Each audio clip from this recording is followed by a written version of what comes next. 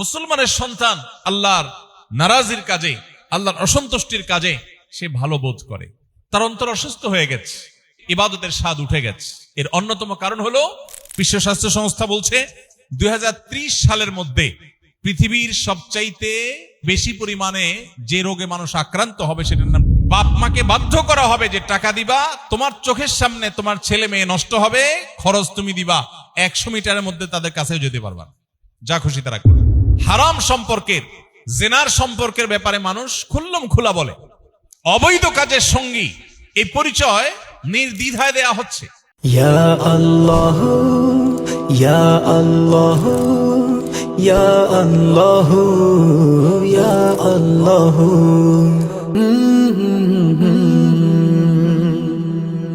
আমাদের ভালোবাসা সব যেন হয় মহান রবের জন্য,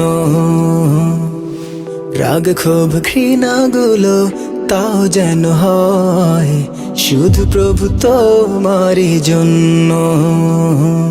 ভালোবাসি বাসি ভালো, ভালোবাসি প্রভু তোমাকে।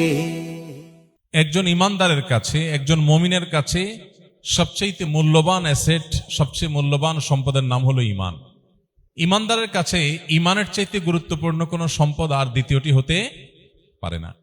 আমাদের প্রিয় নবী আলাইহিস সালাম ইরশাদ করেছেন, ঈমানের প্রকৃত স্বাদ, ঈমানের যে আসল তৃপ্তি, ঈমানের যে প্রকৃত অনুভব, এটি আস্বাদন করবার সুযোগ সেই মানুষদের হয়েছে যাদের মধ্যে কিছু বিশেষ গুণ এবং বৈশিষ্ট্য আছে। এর মধ্যে একটা গুণ হলো, কোন ব্যক্তি ঈমান আনার পর, আল্লাহর প্রতি বিশ্বাস স্থাপন করবার পর কুফর বা আল্লাহর প্রতি অবিশ্বাসের দিকে ধাবিত হওয়ার এই কাজ তার কাছে আগুনে নিক্ষেপ হয়ে মৃত্যুবরণ করার চাইতেও কঠিন। অর্থাৎ তার জীবন চলে যেতে পারে কিন্তু তার ঈমান সে দিতে পারে না, যদি কেউ সত্যিকারের ঈমানদার হয়ে থাকে। আমরা নবী করিম সাল্লাল্লাহু আলাইহি সাল্লামের সময়কার সাহাবা ইকরাম রিদওয়ানুল্লাহি তাআলা আলাইহিম আজমাইনের যে স্যাক্রিফাইস, তাদের যে আত্মত্যাগ, তাদের যে অবদান, এ বিষয় সম্পর্কে যখন আমরা পড়াশোনা করি আমরা দেখতে পাই যে জীবনের সব কিছুর বিনিময়ে তারা ঈমানকে উঁচিয়ে রেখেছেন। এবং তাদেরও আগে বিভিন্ন আম্বিয়া আলাইহিমুস সালাতু ওয়াস সালাম আল্লাহর বিভিন্ন প্রিয় বান্দাদেরকে শুধু ঈমান আনবার দায়ে, ঈমান আনবার কারণে তাদের কাউকে করাত দিয়ে দুটুকরা করে ফেলা হয়েছে, কাউকে জ্বলন্ত আগুনে গর্ত করে সেখানে জ্বলন্ত আগুন জ্বালিয়ে সে জ্বলন্ত আগুনে তাদেরকে নিক্ষেপ করে দেওয়া হয়েছে। এক একজনকে এক একভাবে নির্মম থেকে নির্মমতর উপায়ে শাহাদাত বরণ করতে হয়েছে। এরপরও তারা কেউ ঈমানের বেলায় ন্যূনতম কোনো স্যাক্রিফাইস করেননি, ত্যাগ করেননি। কিন্তু আজ আমরা যখন 2026-এর পৃথিবীতে বসবাস করছি, আমরা একটু চোখ মেললেই দেখব চতুর্দিকে ঈমান বিক্রির এক হিড়িক চলছে। মুসলিম নামধারী আমরা যারা আছি, আমরা আমাদের কাছে সবচেয়ে গুরুত্বহীন বিষয়ের নাম হলো আমাদের ঈমান, আমাদের আইডেন্টিটি। দুনিয়ার অন্য যে কোনো বিষয়ের গুরুত্ব আমার কাছে আমার মুসলিম আইডেন্টিটি, আমার তাকওয়া, আমার ঈমানি চেতনা এর চাইতে বেশি গুরুত্বপূর্ণ হয়ে গেছে। এটি দুর্ভাগ্যজনক বাস্তবতা, কিন্তু এটি অনাকাঙ্ক্ষিত হলেও অপ্রত্যাশিত বা অভাবনীয় নয়। কারণ নবী করিম সাল্লাল্লাহু আলাইহি সাল্লাম প্রায় ১৫০০ বছর আগে আমাদেরকে সতর্ক করেছেন। তিনি বলেছেন, বাদিরু বিল আমালি ফিতানা কাকিতাইল লাইলিল মুজলিম, তোমরা নেকামল ভালো কাজের প্রতি ধাবিত হও, দ্রুততার সাথে ভালো কাজ নেকামলের প্রতি অগ্রসর হও সেই সময় আসার আগে যখন ফিতনা গোটা পৃথিবীকে ছেয়ে যাবে রাতের অন্ধকারের মতো। অন্ধকার যেরকম পুরো পরিবেশকে ছেয়ে যায়, ফিতনা গোটা দুনিয়াকে এরকম ছেয়ে যাবে। অন্য এক হাদিসে নবী আলাইহিস সালাম বলেছেন, এমন একটা সময় আসবে যে ফিতনা তোমাদের বাসা বাড়ি সবগুলোকে ছেয়ে যাবে, ঢেকে ফেলবে। তো সেই সময়টি আসার আগে তোমরা নেক আমলের দিকে অগ্রসর হও, ধাবিত হও। যখন ফিতনা গোটা পৃথিবীকে ছেয়ে যাবে, দিন পালন করা, দিন ধারণ করা, মুসলিম আইডেন্টিটিকে উঁচিয়ে রাখা এটা সবচেয়ে কঠিন হয়ে যাবে। সেই সময়ে ইউসবিহুর রাজুল মুমিনা ওয়া ইউমসি কাফিরা, একজন মানুষ সকালে ঈমানদার থাকবেন, কিন্তু সন্ধ্যায় তিনি বেঈমান হয়ে যাবেন। এত ঠুনকো হয়ে যাবে ইমান যে সামান্য সময়ের ব্যবধানে একজন পাক্কা মুমিন তিনি আবার বেঈমান হয়ে গেছেন। অথবা এর বিপরীত হবে ওয়ায়ুমসি মুমিনা ওয়ায়ুসবিহু কাফিরা, সন্ধ্যায় ইমানদার ছিলেন, রাতটা পার হতে না হতেই সকালে তিনি কাফেরে পরিণত হয়েছেন, অবিশ্বাসী এবং আল্লাহর অবাধ্য মানুষে পরিণত হয়েছেন। ইয়াবিউ আহাদুহুম দীনাহু বিআরাদিন মিনাদ দুনিয়া, দুনিয়ার সামান্য স্বার্থ, সামান্য বস্তুর বিনিময়ে তার ঈমানকে বিক্রি করে দিবে। মুহতারাম হাজিরিন, এমন একটি সময় আমরা পার করছি যে সময়টাতে আমরা সেই ফিতনাগুলোর আজ মুখোমুখি। সবচেয়ে দুর্ভাগ্যজনক বাস্তবতা হলো আমাদের ঈমান কখন চলে যাচ্ছে, আমরা কখন আল্লাহর থেকে দূরে সরে যাচ্ছি, সেটি বুঝবার মতো ন্যূনতম যে সেন্স একজন মুসলমানের থাকার কথা সেটিও আমরা আজ হারিয়ে ফেলেছি। মুহতারাম হাজিরিন, আর সেজন্যই আজ আমরা ফিতনা সংকুল যে সময়টি আসার ব্যাপারে নবী আলাইহিস সালাম আমাদেরকে সতর্ক করে গেছেন, সে সময়টির ভয়াবহতা এবং কতভাবে আমাদের এই ফিতনাগুলো আমাদের দ্বীন এবং ঈমান রক্ষার ক্ষেত্রে বাধা হয়ে দাঁড়াচ্ছে সে বিষয়টি এবং সেটা থেকে উত্তরণের উপায় কি, এবং এই কঠিনতম সময় যদি কেউ ঈমানকে ধরে রাখবার সংগ্রামে জয়ী হয়, নিজের আত্মপরিচয়কে কেউ টিকিয়ে রাখবার চেষ্টায় সে জয়ী হয়, আল্লাহর কাছে তার রিওয়ার্ড এবং পুরস্কার কি হবে, এই বিষয়গুলোকে আমরা সংক্ষেপে আলোকপাত করার চেষ্টা করব। মুহতারাম হাজিরিন, নবী আলাইহিস সালাম আমাদেরকে আগেই সতর্ক করেছেন, যেটা একটু আগে আমরা শুনলাম, যে শেষ জমানায় কিয়ামতের আগে, কিয়ামত যত নিকটবর্তী হবে, পৃথিবীতে দিন পালন, পৃথিবীতে দিন ধারণ, ঈমান রক্ষা করা এটা তত সংকটময়, কঠিন থেকে কঠিন, কষ্টকর, দুঃসাধ্য বিষয়ে পরিণত হবে। এবং এ থেকে উত্তরণের জন্য নবী আলাইহিস সালাম পরিষ্কার কিছু দিক এবং নির্দেশনা আমাদেরকে দিয়েছে। যে বাধার কারণে আমরা ঈমান আমল চর্চা করতে পারি না, সে বাধাকে আমরা এক কথায় বলতে পারি ফিতনা। এই ফিতনা, এই শব্দটি কোরআনে বিভিন্নভাবে আল্লাহ তাআলা আলোকপাত করেছেন। নবী আলাইহিস সালামের বহু হাদিসে ফিতনা সম্পর্কে আলোকপাত হয়েছে। হাদিসের গ্রন্থগুলোতে কিতাবুল ফিতান বা ফিতনা সংক্রান্ত অধ্যায় আলাদা আলাদাভাবে রচিত হয়েছে। কিন্তু দুর্ভাগ্যজনক বাস্তবতা হলো আমরা আজ সর্বস্তরের সাধারণ মুসলমান আমরা ফিতনা সম্পর্কে খুব বেশি একটা ওয়াকিফাল না। মুহতারাম হাজিরিন, ফিতনা শব্দের অর্থ হলো পরীক্ষা, বিভ্রান্তি, অরাজকতা। শেষ যুগে বিশেষ করে সত্য এবং অসত্যের মধ্যে পার্থক্য করা কঠিন হয়ে যাবে। এরকম ধোঁয়াশাচ্ছন্ন পরিবেশ, এরকম ধোঁয়াশাচ্ছন্ন বিষয়কে ফিতনা বলা হয়। এই ফিতনা, এটা যখন পতিত হয়, মানুষ যখন ফিতনায় আক্রান্ত হয়, ৫ ওয়াক্ত নামাজ পড়ছে, ফিতনায় আক্রান্ত হতে পারে। একজন মানুষ আলিম, ওয়াজ ও নসিহত করে বেড়ায়, কিন্তু তিনি নিজে ফিতনায় ডুবে আছে। হতে পারে একজন নারী, তিনি আপাদমস্তক নিজেকে আবৃত রাখেন, আল্লাহর নির্দেশ পালনার্থে পর্দার বিধানকে মেনে চলেন। হতে পারে এত সত্ত্বেও তিনি ফিতনায় আক্রান্ত আছে। ফিতনার ফলে সবচেয়ে বড় যে বিষয়টি আমাদের জন্য দাঁড়ায়, সবচেয়ে বড় যে ক্ষতিটা হয়, সেটা হলো আমাদের ঈমানগুলো ঠুনকো হয়ে যায়। ফলে ঈমান কখন চলে যায় আমরা টেরও পাই না।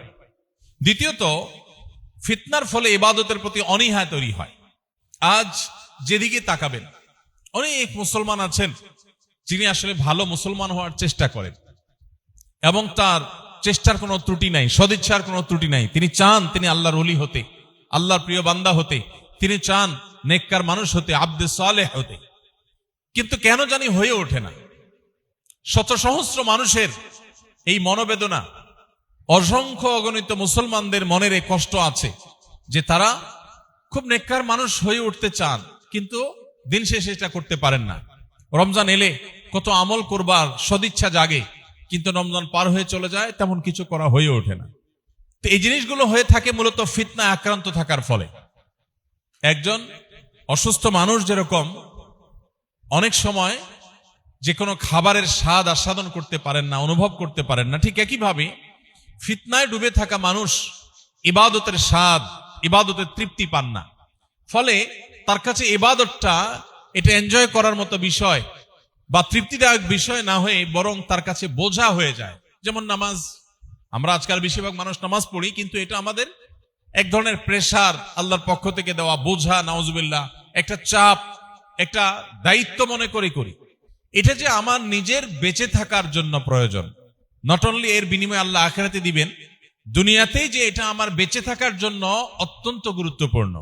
আমার সুখী জীবনের পেছনে অনেক বড় রসদ যোগায় নামাজ, সালাত। সেটুকু অনুভব আমরা কজন মানুষ করতে পারি? এমনকি যারা আমরা কোরআন এবং হাদিসের ইলম অর্জন করার তৌফিক হয়েছে, মাদ্রাসায় পড়ে নিয়মতান্ত্রিক ভাবে তথাকথিত আলেম হয়েছে, এরপরও দেখা যাবে যে ইবাদতের স্বাদ, ইবাদতের তৃপ্তি আমরা পাই না। ইবাদতের তৃপ্তি যে পাই না, এটা ইবাদতের দিকে তাকালে বোঝা যায়। নামাজ কত তাড়াতাড়ি শেষ করে আমরা মসজিদ থেকে বের হব, তার জন্য আমরা ব্যাকুল হয়ে যাই। মসজিদে আসার জন্য আমরা এতটা ব্যাকুল হই না, মসজিদ থেকে যাওয়ার জন্য যতটা ব্যাকুল আমরা থাকি। ইবাদতের ধরন দেখলে, ধাঁচ দেখলে, ইবাদতের প্রতি আমাদের আগ্রহ, ইবাদতের প্রতি আমাদের ভালোবাসা, টান, তৃপ্তি, এটা অনুভব করা যায়। একজন মানুষ প্রাণ ভরে আল্লাহকে সিজদা করে তিনি তৃপ্তি পাচ্ছেন। তিনি আল্লাহ রাব্বুল আলামিনের জাতে পাকের সামনে, মহান রব্বুল আলামিনের সামনে রুকুর মাধ্যমে অবনত মস্তক হয়ে আল্লাহর সামনে তার প্রশংসা, তার তাসবিহ, তার পবিত্রতার জ্ঞাপন এগুলো করে তিনি মানসিকভাবে সুখ অনুভব করছেন। খুব পছন্দের, খুব ভালোবাসার মানুষকে ভালোবাসা প্রকাশ করতে পারলে, তাকে সবটুকুন দিয়ে ভালোবাসার সুযোগ পেলে মানুষ খুব ভালো ফিল করে। আপনি আপনার মাকে ভালোবাসেন, মায়ের প্রতি ভালোবাসা অনেক বেশি থাকলে সেই ভালোবাসা যদি প্রকাশ করেন, সেটা করার সুযোগ পান, সে ভালোবাসা প্রদর্শন করবার সুযোগ পান, আপনি ভালো ফিল করেন। আল্লাহকে ভালোবাসার দলিল, আল্লাহকে ভালোবাসার প্রমাণ যে আমি রুকুতে গিয়ে সুবহান রাব্বিয়াল আযীম বলে আমার রবের পবিত্রতা জ্ঞাপন করি, রবের প্রশংসা করি, আমি সেটাকে খুব তৃপ্তির সাথে করি, আমি সেটা করে খুব ভালো অনুভব করি। রুকু থেকে আমার উঠতে ইচ্ছা করে না, আমার দীর্ঘ রুকু করতে মন চায়, রুকুর মধ্যে আমি স্বাদ পাই। সেই মুসল্লি আজ সোনার হরিণ হয়ে গেছে।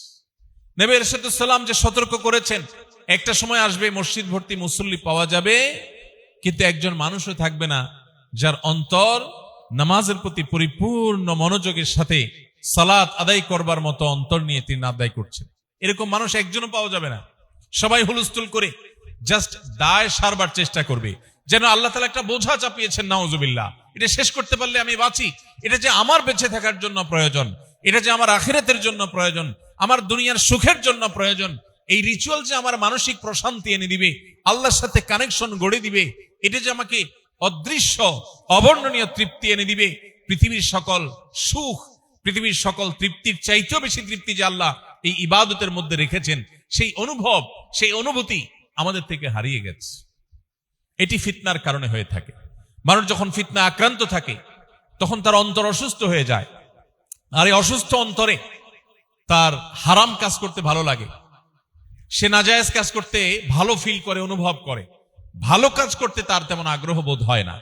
মোহতারাম হাজরিন, আমরা যদি 1450 বছর আগে চলে যাই, অবশ্য 1450 বছর বহু আগের, আমরা যদি আমাদের শৈশবের কথাও বলি, যারা এখানে 40 বা 50+ এইজের মানুষ আছেন, আপনারা অনেক মানুষ এই সমাজে আপনাদের জীবদ্দশায় দেখেছেন যাদের কাছে ইবাদত ছাড়া আর কিছু ভালো লাগতো না, হারাম কোনো কিছু তাদেরকে টানতো না। বিশেষ করে সিলেটের মানুষ, আপনাদের এরকম বহু মানুষ দেখার কথা, যে তাদের সামনে হারাম গান বাজানো হলে তারা পাগলের মতো ছটফট করতেন, সহ্য করতে পারতেন না। ভালো বোধ করা তো পরের কথা।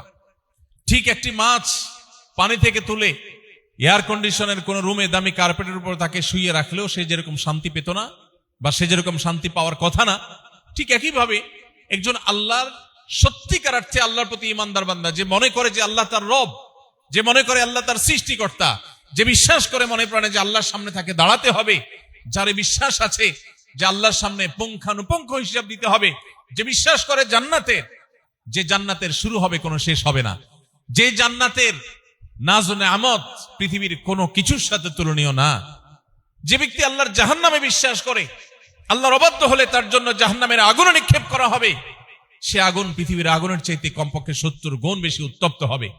হাদিসের বর্ণনার প্রতি যার বিশ্বাস আছে, সে কখনো আল্লাহর অবাধ্যতায় ভালো অনুভব করার কথা না। কিন্তু আজ সমাজের যেদিকে তাকাবেন, মানুষ আল্লাহর অবাধ্যতায়, মুসলমানের সন্তান আল্লাহর নারাজির কাজে, আল্লাহর অসন্তুষ্টির কাজে সে ভালো বোধ করে, তার অন্তর অসুস্থ হয়ে গেছে।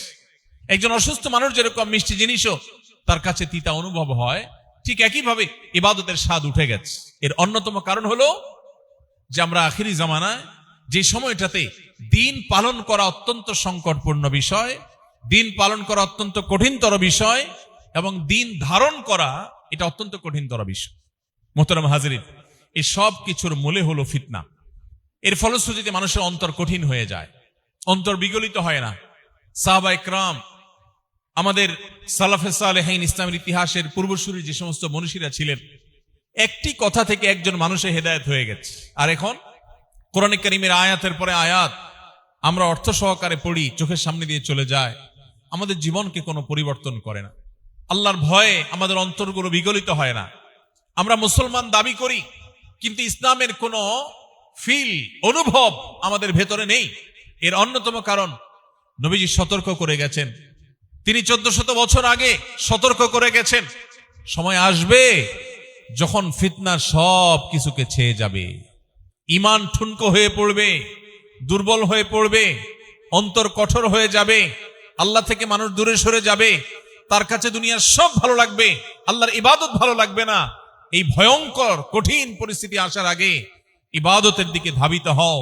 তিনি সতর্ক করেছেন, মানুষ ঈমান বিক্রি করবে পার্থিব সামান্য একটু স্বার্থের কারণে, সামান্য একটু স্বার্থের কারণে তার মুসলিম আইডেন্টিটিকে সে ছেড়ে দিতে দ্বিধাবোধ করবে না। এই সময়টা আমরা পার করছি। সময়তে হাজিরি, এই জন্য নবী করিম সাল্লাল্লাহু আলাইহি সাল্লাম আমাদেরকে বারবার সতর্ক করেছেন।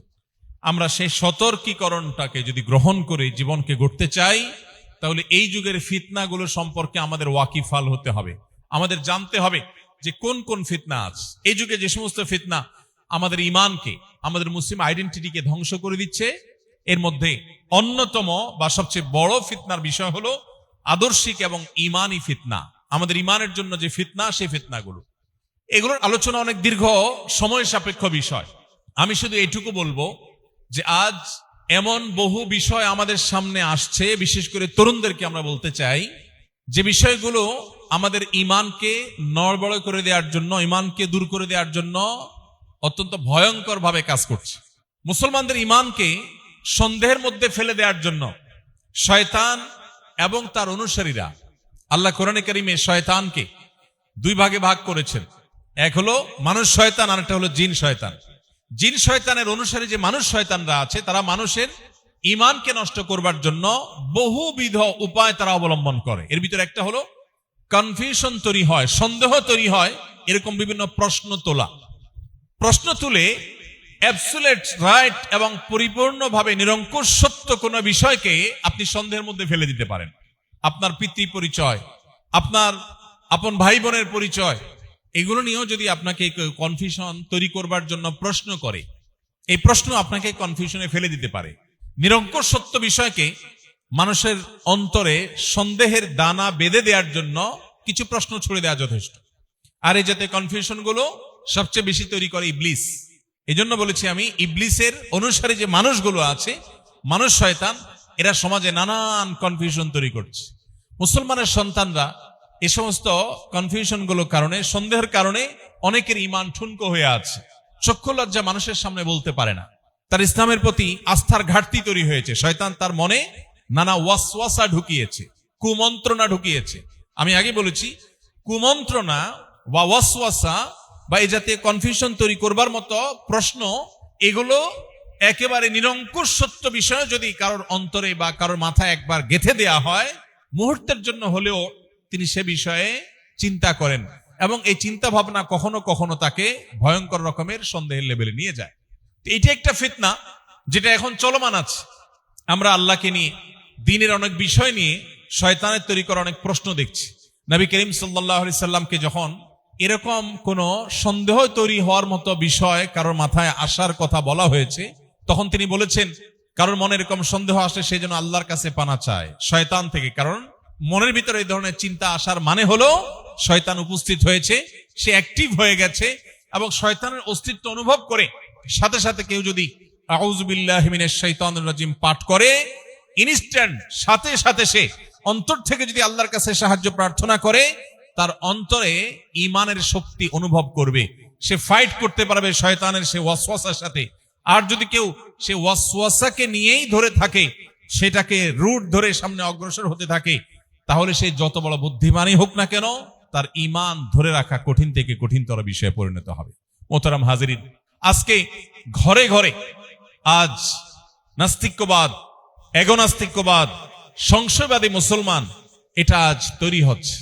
সোশ্যাল মিডিয়াতে বিভিন্ন উপায়ে মুসলমানদের মনের ভিতরে নানা সন্দেহ তৈরি করবার মতো অনেক কন্টেন্ট, অনেক টেক্সট কন্টেন্ট, অনেক ভিডিও কন্টেন্ট এগুলো আজ ছড়িয়ে দেওয়া হচ্ছে। মুসলমানের কর্তব্য আল্লাহ তাআলার প্রতি ঈমান আনার এই সম্পদ, ঈমানের এই দৌলত, এটা আখিরি জামানাতে শেষ যুগে এসে ধরে রাখা কঠিন হবে। নবী আলাইহিস সালাম বলেছেন, ইয়াতি আলান নাসি জামান, একটা সময় আসবে মানুষের কাছে, আস-সাবিরু ফীহিম আলা দীনিহি, যে ব্যক্তি ওই যুগে তার দ্বীনের উপর টিকে থাকবে, এই ব্যক্তির অবস্থান হবে কাল কাবিদি আলাল জামার, জ্বলন্ত কয়লা হাতে ধরে রাখার মতো কঠিন বিষয় হবে ঈমান ধরে রাখার মতো বিষয়। এই চিন্তা যখন একজন ঈমানদার করবে, তখন সে বিশ্বাস করবে যে যত কনফিউশন হচ্ছে এগুলো সবই হলো আমার ঈমানকে হরণ করবার শয়তানি চক্রান্ত, বিধায় আমি আমার ঈমান নীতি দিব না। আল্লাহর কাছে সাথে সাথে পানাহ চাইলে আমরা মনে করতে পারি মুখে আউযু বিল্লাহি মিনাশ শাইতানির রাজিম পড়লে এটার এফেক্টে আমার মনের অস্বস্তি চলে যাবে। হ্যাঁ, চলে যাবে। আপনি যদি সেই ইয়াকিন, সেই বিশ্বাস নিয়ে আল্লাহর প্রতি পূর্ণভাবে নিজেকে সমর্পণ করে আউযু বিল্লাহি মিনাশ শাইতানির রাজিম পাঠ করেন, আল্লাহর দিকে ধাবমান অন্তর যদি হয়, তাহলে আপনি সন্দেহাতীত ভাবে নিশ্চিত থাকতে পারেন আল্লাহ তাআলা আপনাকে এই ফিতনা থেকে হেফাজত করবে। মোহতারাম হাজরিন, আজ পৃথিবীটাকে এমন ভাবে ঢেলে সাজানো হচ্ছে, এমন ভাবে তৈরি করা হচ্ছে, মুসলমানদের সমাজকে এমন ভাবে প্রস্তুত করা হচ্ছে যে আমাদের বাচ্চারা তারা সমাজে খুব স্বাভাবিকভাবে যদি বেড়ে ওঠে, তারা যদি শিক্ষা প্রতিষ্ঠানের ক্লাসগুলো স্বাভাবিকভাবে অতিক্রম করে, কেউ তাদেরকে প্রেসার ক্রিয়েট করতে হবে না, কেউ তাকে জোর করতে হবে না। সে শুধুমাত্র স্বাভাবিকভাবে বেড়ে উঠলেই হাফ বা শিকি কিংবা তার চাইতে বেশি পরিমাণে নাস্তিক্যবাদ এটা তার মধ্যে ধারণ করে সে বেড়ে উঠবে। এমন এক ভয়ঙ্কর সময় আমরা পার করছি, যেটা 20 বছর, 30 বছর, 40 বছর আগে এতটা ছিল না। এখন আমাদের সন্তানদেরকে মুসলিম আইডেন্টিটির উপরে টিকিয়ে রাখা, এটা এই যুগের সবচেয়ে কঠিন কাজ। সাদিক সাহেবের মতো এরকম 20 তলা 22 তলা বা আরো 200-400 তলার বিল্ডিংও যদি করে কেউ অল্প সময়ের ব্যবধানে, এটা যতটা আশ্চর্যের, এটা যতটা অবাক করার। একজন মানুষ এই সমাজে সন্তানের বাবা হয়েছেন এবং ফিতনার আগুনের যে আঁচ চতুর্দিক থেকে অনুভব করা হচ্ছে, এখান থেকে তার সন্তানকে বাঁচিয়ে মুসলিম আইডেন্টিটিকে ধরে রাখতে পেরেছেন। আল্লাহর কসম, এটা মাত্র অল্প সময়ের ব্যবধানে বিশাল বড় অট্টালিকা করার চাইতেও কঠিন কাজ এবং অবাক করার মতো কাজ। ঘরে ঘরে আজ মানুষ সাফার করছে, অনেক অভিভাবক হয়তো ফিল করছেন না। এই জন্য ফিতনার জাল চতুর্দিকে বিছানো আছে। পড়ানো হচ্ছে হয়তো সাধারণ জ্ঞানের বই, পড়ানো হচ্ছে, দেওয়া হচ্ছে হয়তো স্বাভাবিক এবং জেনারেল কোনো নলেজ, কিন্তু সেটার খাঁজে ভাঁজে ঢুকিয়ে দেওয়া হচ্ছে কুফরের বিষ, সেটার ভাঁজে ভাঁজে দিয়ে দেওয়া হচ্ছে আমার সন্তানের ঈমানকে ধ্বংস করবার নানা আয়োজন। হয়তো আপনার সামনে পেশ করা হচ্ছে নিছক বিনোদন, কিন্তু তার প্রতিটা খাঁজে ভাঁজে ঢুকিয়ে দেওয়া হচ্ছে কুফর, যেটা আপনার ঈমানকে নড়বড়ে করে দিবে, আপনার বিশ্বাসকে দুর্বল করে দিবে। পৃথিবীটাকে এমন ভাবে ডিজাইন করা হচ্ছে, এমন ভাবে প্ল্যান করা হচ্ছে, এমন ভাবে সাজানো হচ্ছে যে আপনি নিজের অজান্তে বেঈমান হওয়ার মতো জায়গায় চলে যাবেন। এটি 1450 বছর আগে নবী সাল্লাল্লাহু আলাইহি ওয়াসাল্লাম আমাদেরকে সতর্ক করে গেছেন। এটি ফিতনার একটা দিক যেটা আমাদের ঈমানের উপরে আঘাত করে, এবং এটি আসার হাজারো দিক আছে যেটি দীর্ঘ সময় ধরে আলোচনা করা, বিশ্লেষণ করা প্রয়োজন। এই জন্য আমাদের প্রয়োজন হলো সতর্কতা গ্রহণ করা। কিভাবে আমরা ঈমানের উপর এই সমস্ত আঘাত থেকে আমরা ঈমানকে সেভ করব, নিরাপদে রাখবো, সেটা আমরা শেষে বলবো ইনশাআল্লাহ। দ্বিতীয়ত যে ফিতনার কথা বলতে চাই সেটা হলো নৈতিক এবং চারিত্রিক ফিতনা।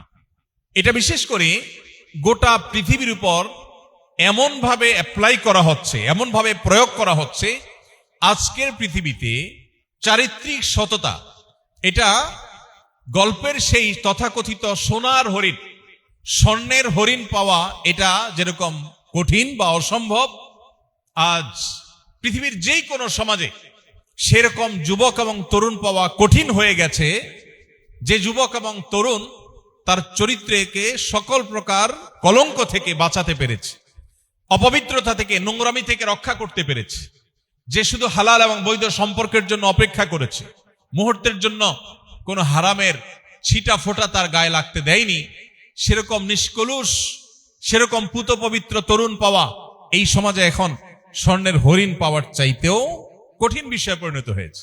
এটা এমনি এমনি হয়ে গেছে না, এমনি এমনি হয়নি, এটা সুদূর প্রসারী পরিকল্পনার অংশ। গোটা পৃথিবী ছেয়ে গেছে এই ফিতনায়। আপনি আমাদের দেশের কথা যদি বলেন, খুব সচেতন ভাবে লক্ষ্য করলে আপনি দেখতে পাবেন, মাত্র 2-3 দশক আগেও এই দেশে, এই মাটিতে অবৈধ বা হারাম সম্পর্ক কেউ করতে 10 বার সে চিন্তা করত। মানুষের মধ্যে সহজাত লাজুকতা, লজ্জাশীলতা এই লেভেলে ছিল যে বৈধ স্বামী স্ত্রীর পরিচয়টাও শুরুতে দিতে মানুষ একটু ইতস্তত বোধ করত। আর এখন নির্লজ্জের মতো সম্পূর্ণভাবে জড়তা এবং অস্বস্তি ছাড়াই হারাম সম্পর্কের, জেনার সম্পর্কের ব্যাপারে মানুষ খুল্লম খোলা বলে। হারাম কাজের সঙ্গী এই পরিচয় দিয়ে দেয়। আগে মানুষ বৈধ স্ত্রীর পরিচয়টা শুরুর দিকে দিতে তরুণদের মধ্যে লজ্জা বোধ হতো, এক ধরনের অস্বস্তি কাজ করতে শুরুর দিকে। অথচ এখন একটা হারাম কাজের সঙ্গী, অবৈধ কাজের সঙ্গী এই পরিচয় নির্দ্বিধায় দেয়া হচ্ছে, এবং একটা জেলা শহর বাদ নেই যে এই ধরনের কালচার নাই। এটা এমনি এমনি হয়ে যায় নাই, এটা ছেয়ে গেছে সমাজে। এই জন্য নবী সাল্লাল্লাহু আলাইহি সাল্লাম তিনি বলেছেন, মাইয়াদমানলি মা বাইনা লিহিয়াইহি ওয়া মা বাইনা রিজলাইহি আদমান লাহুল জান্নাহ। যে ব্যক্তি তার 2 চোয়ালের মধ্যবর্তী অঙ্গ অর্থাৎ মুখ, আর যে ব্যক্তি তার 2 পাও বা রানের মধ্যবর্তী অঙ্গ, তার সম্ভ্রম, ইজ্জত, এগুলোকে যে ব্যক্তি হেফাজত করবার দায়িত্ব নিবে, নবীজি বলেছেন আমি তার জন্য জান্নাত আল্লাহর পক্ষ থেকে তাকে পাইয়ে দেওয়ার দায়িত্ব নিলাম। মুহতারাম হাজরিন, আজ চারিত্রিক স্খলন এটা এমন পর্যায়ে পৌঁছেছে, এখন আর যুবক, তরুণ, পরিণত বয়স হওয়ার অপেক্ষা করতে হয় না। ছোট ছোট বাচ্চারা পর্যন্ত আজ এই ফিতনায় জর্জরিত। নানাভাবে এই ফিতনা আমাদের সন্তানদেরকে, আমাদের কলিজার টুকরা বাচ্চাদেরকে, ছোট ভাই বোনদেরকে, পরিবারের সদস্যদেরকে আমাদেরকে ধ্বংস করে দেওয়া হচ্ছে। এবং এই নৈতিক এবং চারিত্রিক ফিতনা এটা ছেয়ে যাওয়ার কারণে কেউ চাইলেও বাঁচতে পারছেন। বহু তরুণ, বহু যুবক, শত শত হাজারো তরুণ আছে যে পানি থেকে মাছকে উপরে তুললে যেরকম সে ছটফট করে বাঁচার জন্য, ইমানকে বাঁচাবার জন্য, নিজের চরিত্রকে কালিমা মুক্ত রাখবার জন্য ছটফট করতে থাকে, কিন্তু তার জন্য কঠিন হয়ে যায়। কোথাও যাওয়ার কোনো জায়গা থাকে না যেখানে গিয়ে তার ইমানকে সে সেভ করতে পারবে। পরিবেশটা সেরকম হয়ে গেছে। মোহতারাম হাজিরিন, এই জন্য বললাম দিন পালন করা এই যুগের সবচেয়ে কঠিন কাজ। আপনি একজন বেকার যুবক থেকে একজন সফল ব্যবসায়ী হয়ে গেছেন, এটা কঠিন। একজন আপনি সাধারণ চাকুরি থেকে একজন বিশাল বড় কর্মকর্তায় পরিণত হয়েছেন, কঠিন কাজ। মনে রাখবেন, এই সবগুলো কাজের চাইতেও কঠিন কাজ হলো আপনি একজন মুসলমান হিসাবে আপনার ইসলাম চর্চা করছেন, দিন চর্চা করছেন বাধাহীন ভাবে, অথবা নিজেকে ধরে রাখতে পারছেন ইমানের উপরে। এটা হলো সবচাইতে কঠিন কাজ। মোহতারাম হাজরিন, যে বিষয়গুলো আমাদের দিন এবং ইমানকে চর্চা করতে বা ধারণ করতে অসুবিধা তৈরি করে, যে ফিতনাগুলো, এর মধ্যে আরেকটা হলো পারিবারিক ভাঙন। আমাদের পরিবারগুলোর দিকে যদি আমরা তাকাই, তাহলে পরিবারগুলো আগের তুলনায় ভালো আছে না খারাপ আছে? কি বলেন? আজ থেকে যত পেছনে যাবেন, যত পেছনে 10 বছর, 20 বছর, 30 বছর, 40 বছর যত পেছনে যাবেন, বৈষয়িক উন্নতি, অগ্রগতি আমাদের কম ছিল, কিন্তু দাম্পত্য সুখ বেশি ছিল না কম ছিল? বেশি ছিল। আমি এই জন্য অনেক সময় বলার চেষ্টা করি যে এখনকার তরুণরা নিজের স্ত্রীকে ভালোবাসা জানাবার জন্য কত উপায় আছে। SMS করে ভালোবাসা জানায়, মোবাইল কলে ভালোবাসা জানাতে পারে, মেসেঞ্জারে জানাতে পারে, কত রকমের গিফট দেওয়ার অপশন যুবকদের সামনে আছে, কত রকমের খাবার খাওয়ানো, ভালোবাসা যেন হয় তার জন্য হাজারটা কাজ করার উপায় আছে। মাগার ভালোবাসা আগের মতো হয় না। সিনিয়র যারা আছেন, মুরব্বী যারা আছেন, তাদের স্ত্রীর সাথে তাদের যে বোঝাপড়া, তাদের যে ভালোবাসা, তাদের যে হৃদ্যতা, তাদের যে দাম্পত্য সুখ, এটা এখন তরুণরা কল্পনাও করতে পারে না। অথচ আগে সে বৈষয়িক অগ্রগতি এতটা ছিল না। স্ত্রীর প্রতি ভালোবাসা প্রকাশ করবার জন্য একটু উপহার দিয়ে তাকে খুশি করবেন, সেটাও এত বেশি ছিল না। ভালোবাসার কথা জানাবেন, সেটারও এত পথ এবং উপায় ছিল না, কিন্তু ভালোবাসা ঠিকই ছিল। এখানে আমরা দেখতে পাচ্ছি যে বৈষয়িক উন্নতি হয়েছে কিন্তু আমাদের ক্রাইসিসও বেড়েছে, সেই তুলনায় আমাদের ভালোবাসা বাড়েনি। এটা হলো ভয়াবহ একটি ফিতনার একটা অবশ্যম্ভাবী পরিণতি। গোটা পৃথিবীর যেদিকে আপনি তাকাবেন, যেই দিকে তাকাবেন, পূর্ব থেকে পশ্চিম, উত্তর থেকে দক্ষিণ, আপনি দেখতে পাবেন পরিবার ভাঙার এক মহোৎসব চলছে, মহা আয়োজন চলছে। এবং তার ফলশ্রুতিতে আমরা আমাদের দেশেও দেখি প্রত্যেকটা জায়গায় বিবাহ ভাঙার এক হিড়িক চলছে। দাম্পত্য সম্পর্কগুলো টিকে না। এখন বিয়ের সময় অভিভাবকরা সবচেয়ে বেশি দুশ্চিন্তায় থাকেন যে টিকবে তো, অন্য কোনো চিন্তা নাই, টিকবে কিনা এই চিন্তা। আপনি চিন্তা করুন যে 20 বছর 30 বছর আগেও, 2 যুগ 3 যুগ আগেও অভিভাবকদের মাথায় এটা আসতোই না যে বিয়ে আবার না টিকার চিন্তা কি আছে। কিন্তু এখন যত ঘটা করে বিয়ে হয় তত দ্রুততার সাথে আবার ভেঙে যায়। এই যে ভেঙে যাচ্ছে, এটা এমনি এমনি ভেঙে যাচ্ছে না, এটা অত্যন্ত সুপরিকল্পিতভাবে আমাদের পরিবার ব্যবস্থাকে ভেঙে দেওয়া হচ্ছে। এর ভেতরে শয়তানের বিভিন্ন স্বার্থ লুকায়িত আছে, শয়তানের বিভিন্ন এজেন্ডা লুকায়িত আছে। সে বিষয়গুলো হয়তো দীর্ঘ আলোচনা সাপেক্ষ বিষয়, আমরা একটু খেয়াল করলে দেখতে পাবো। এই জন্য আখেরি জামানাতে, শেষ যুগে কোন পরিবার যদি ভাঙনের হাত থেকে নিজেদেরকে রক্ষা করতে পারে, পরিবারের সদস্যদের মধ্যে যদি হৃদ্যতাপূর্ণ সম্পর্ক থাকতে পারে, তাহলে এটা বিশাল বড় একটা সাকসেস। আপনারা অনেকে সহিহ মুসলিম বর্ণিত সেই হাদিস শুনেছেন। নবী আলাইহিস সালাম বলেছেন, শয়তান পানির উপরে তার সিংহাসন স্থাপন করে তার অনুসারীদেরকে, সদস্যদেরকে ছেড়ে দেয় মানুষের মাঝে শয়তানি করবার জন্য। এক এক শয়তান এক এক শয়তানি করে মানুষের মধ্যে বিচরণ করে দিন শেষে যখন দলনেতার কাছে এসে রিপোর্ট দেয়, কেউ বলে আমি মানুষকে দিয়ে আজকে অমুক আকাম করিয়েছি, খারাপ কাজ করিয়েছি, গুনাহের কাজ করিয়েছি, শয়তান অ্যাপ্রিসিয়েট করে। কিন্তু সবচেয়ে বেশি অ্যাপ্রিসিয়েট করে ওই শয়তানকে, শয়তানের সেই সদস্যকে, যেই সদস্য কোন পরিবারের মধ্যে ভাঙন ধরাতে পেরেছে। অতএব মুসলমানদের পরিবার শুধু নয়, গোটা পৃথিবীতে পরিবার ব্যবস্থা যেন ভেঙে পড়ে, এটার জন্য দেখবেন বিবাহ বহির্ভূত সম্পর্ককে অ্যাপ্রিসিয়েট করা হচ্ছে। আচ্ছা আপনি বলুন, গোটা দুনিয়াতেই বিবাহের ব্যবস্থা আছে, পৃথিবীর মুসলিম অমুসলিম সব সমাজে বিবাহের ব্যবস্থা আছে, কিন্তু বিবাহ ছাড়া একটি তরুণ, একজন তরুণী, একজন পুরুষ, একজন নারী বিবাহ ছাড়া যে হারাম রিলেশন, এইটাকে এমন ভাবে অ্যাপ্রিসিয়েট করা হচ্ছে, এটাকে এতটা ইজি করে দেওয়া হচ্ছে, মানুষ যেন সেই পথেই হাঁটে। পৃথিবীর বহু দেশে এমন ভাবে আইন করা আছে, বিবাহ কেউ পারতপক্ষে মাথা নষ্ট না হলে করার কথা না। কারণ বিবাহ যদি করে তাহলে বিচ্ছেদ হলে সম্পদের অর্ধেক স্ত্রীকে দিয়ে যেতে হবে। এখন হতে পারে যে কারোর সাথে বনিবনা হলো না, এখন বিয়ে করে তো সে ফেসে যাবে, কি দুঃখে সে বিয়ে করবে। এর বিপরীতে বিবাহ বহির্ভূত সম্পর্ক করবে, সেখানে কোনো দায় নেই, কোনো অসুবিধা নেই। আপনি আমাদের সমাজে লক্ষ্য করলে দেখতে পাবেন বিবাহের জন্য হাজারটা বাধা। বহু অভিভাবক আছেন সন্তান অপকর্মে লিপ্ত, এটা জানার পরেও দেখেও না দেখার ভান করে। তিনি মনে করেন যে এই বয়সে একটু আধটু করবি, কিন্তু এই অভিভাবককেও যদি বলা হয় যে বিয়ের ব্যবস্থা করেন, তিনি বলবেন বলেন কি, মাথা খারাপ, এই বয়সে নিজের পায়ে এখনো দাঁড়াতে পারেনি। আপনি যেদিকে তাকাবেন দেখবেন যে বিবাহ বহির্ভূত সম্পর্ককে অ্যাপ্রিসিয়েট করা হচ্ছে। এর অবশ্যম্ভাবী পরিণাম এবং এর ক্ষতি পৃথিবীর প্রতিটি উন্নত দেশ, পৃথিবীর প্রত্যেকটি উন্নত দেশ সাফার করছে। এমন দেশ পৃথিবীতে একটিও পাওয়া কঠিন হবে, এমন উন্নত দেশ একটিও পাওয়া কঠিন হবে যেই দেশে সন্তান জন্মের বিনিময়ে সরকারিভাবে প্রণোদনা দেয়া হয় না। একটা হলে এত $, দুইটা হলে এর বেশি, তিনটা হলে আরো বেশি, বাসায় কাজের লোক সার্ভেন্ট রাখার খরচ সরকার দিবে, মাসে মাসে ভাতা দিবে, শুধুমাত্র সরকার চায় সন্তান জন্ম হোক, বাট কোনো প্রণোদনায় কাজ হচ্ছে না। আমাদের দেশ থেকে, গরিব দেশগুলো থেকে মেধাবী তরুণদেরকে তারা পাচার করে নিয়ে যাচ্ছে, শিক্ষার নামে তাদেরকে নিয়ে সেখানে এস্টাবলিশ করছে, এবং এই সন্তানগুলো আর বেশিরভাগই ফিরে আসছে না, এরা হারিয়ে যাচ্ছে, মুসলিম আইডেন্টিটি পর্যন্ত চলে যাচ্ছে, মা বাবার সাথে সম্পর্ক আস্তে আস্তে শেষ হয়ে যাচ্ছে। এসব দেশগুলো আজকে যে ভয়ঙ্কর পরিণতির মুখোমুখি হয়েছে, একটা সময় তারা তথাকথিত জন্ম নিয়ন্ত্রণ করেছে, আল্লাহর নির্দেশে বাইরে গেছে, এখন তারা হাড়ে হাড়ে টের পাচ্ছে যে কাজ তারা 2 দশক 3 দশক আগে শুরু করেছে, তার পরিণতি দেখতে তাদেরকে 100 বছর অপেক্ষা করা লাগে নাই, কয়েক দশকের মধ্যে দেখেছে যে বিশাল বড় গ্যাপ তৈরি হয়ে গেছে জেনারেশনের মধ্যে। একটা দেশ চালাবার মতো লোকবল পর্যন্ত নেই, প্রত্যেকটা দেশ, এমন একটা দেশ নাই যে দেশ উন্নত অথচ এই ক্রাইসিসের মধ্যে নাই। মোহতারাম হাজিরিন, আল্লাহর সিস্টেমের বাইরে গিয়ে মানুষ যখন কিছু করতে চাইবে তার অবশ্যম্ভাবী পরিণতি হবে ধ্বংস।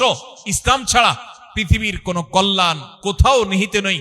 মানুষ যদি কল্যাণ চায় তাকে টুডে অর টুমরো, আজ হোক, 20 বছর পরে হোক, 200 বছর পরে হোক, তাকে আল্লাহর বিধানেই ফিরে আসতে হবে। ইসলাম সন্তানদেরকে শাসন করার কথা বলে, নির্যাতন না। শাসন এক জিনিস, নির্যাতন আরেক জিনিস। আপনার ছোট ছেলে আছে, মেয়ে আছে, একটা বয়স যখন হবে সে পরিণত হবে, তখন তাকে শাসন করবার অনুমোদন শরিয়া দিয়েছে, বরং গাইডলাইন দিয়েছে যে হ্যাঁ শাসন করতে হবে। আবার বলছি, শাসন নির্যাতন না। আবার সেটা চাইলেই ছোট 2 বছর, 3 বছর, 4 বছরের বাচ্চাকে শাসন করবার অধিকার শরিয়া দেয়নি। নবী রাসূলুল্লাহ সাল্লাল্লাহু আলাইহি ওয়াসাল্লাম পরিষ্কার ভাবে এজ বলে দিয়েছে। 7 বছর বয়স হলে সন্তানকে নামাজের নির্দেশ দাও, 10 বছর বয়স হলে নামাজ না পড়লে শাসন করো, তার আগ পর্যন্ত শাসনের অনুমোদন নাই। এটা হলো ইসলামের বিধান।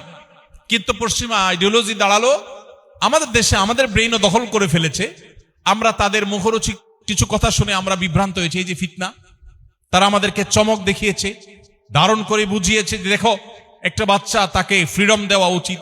ফ্রিডমের নামে, স্বাধীনতার নামে আমাদেরকে দাস বানানো হচ্ছে। ফিতনা দেখছি, স্বাধীনতা এর ভেতরে লুকায়িত আছে দাসত্ব। আমি যেটাকে স্বাধীনতা মনে করছি সেটা আমার প্রবৃত্তির দাসত্ব, সেটা আমার শয়তানের দাসত্ব। প্রত্যেকটা মানুষ দাস, কেউ তার প্রবৃত্তির, কেউ তার মালিকের, কেউ শয়তানের, কেউ আল্লাহর। এখন আমাকে তথাকথিত স্বাধীনতার নামে চমক দেখিয়ে আমাকে যে বিভ্রান্ত করা হচ্ছে, এটার নাম ফিতনা। বহু মানুষ নামাজ কালাম পড়ে না, কিন্তু এই সমস্ত পশ্চিমা ফিতনায়, বিভিন্ন রকমের ফিতনায় সে পড়ে গেছে। তো যেটি বলছিলাম যে একটি শিশুকে নির্দিষ্ট বয়সে যাওয়ার পর শরিয়ার বিভিন্ন নীতিমালার আলোকে বিভিন্ন শর্ত মেনে তাকে শাসন করবার এখতিয়ার দিয়েছে। কিন্তু গোটা দুনিয়ার, গোটা পৃথিবীর উন্নত দেশগুলোর দিকে তাকান, বলবে না খবরদার, কিচ্ছু বলা যাবে না। বিশেষ করে আপনাদের সিলেট এলাকায় মানুষ, পৃথিবীর উন্নত দেশগুলোতে আপনারা বেশি থাকেন, আপনারা আরো ভালো বলতে পারবেন। পৃথিবীর যে কোনো উন্নত দেশ বলবে কি, বাচ্চাকে কোনো শাসন করা যাবে না। স্কুলে বাচ্চাকে রীতিমতো তালকিন করা হয়, ফুসলানো হয় যে বাসায় আব্বু আম্মু বকা দেয় কিনা, শুধু বলো, থানা থেকে ধরে নিয়ে আসা হবে, এবং আসা হচ্ছে। প্রত্যেকটা ঘরে ঘরে বাচ্চাদের ভয়ে বাপ মা আতঙ্কে থাকেন।